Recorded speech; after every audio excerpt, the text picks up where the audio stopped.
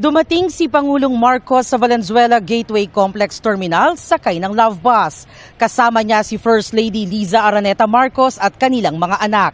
Mismong si Pangulong Marcos ang nanguna sa programa para sa paglulunsad ngayong 2025 ng iconic na Love Bus na isa sa kanyang mga ibinida sa kanyang SONA ngayong taon. Dating simbolo ng modernong transportasyon noong dekada 70, ngayon muling ibinalik sa pamumuno ni Pangulong Bongbong Marcos na libre sa publiko. Matapos mailunsad sa Cebu at Davao, mga taga Metro Manila naman ang makikinabang sa proyekto.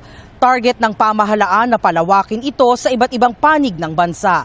Sa buong buwan ng Setyembre, libre ang sakay ng lahat sa Love Bus na bumabiyahe mula 5 a.m. hanggang 10 p.m. Pagkatapos nito, tuwing rush hour na lang ito libre sa lahat, alas 6 hanggang alas 9 ng umaga at alas 5 hanggang alas 8 ng gabi. Pero ang mga persons with disabilities o PWDs at senior citizen, libre pa rin buong araw. Sabi ng Pangulo, kalaunay magkakaroon din ng discount para sa mga estudyante.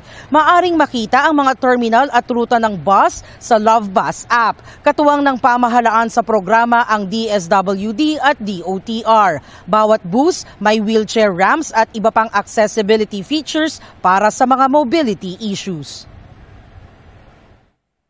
Tangkilikin po ninyo ang ating bagong Love Bus para makabawas pasahe at makapag-savings ng konti, mabawasan ang traffic, mabawasan ang pollution dahil nga electric at malaking tulong po ito para sa ating sitwasyon dito sa Metro Manila na kung minsan napakatagal mag-antay bago dumating ang bus,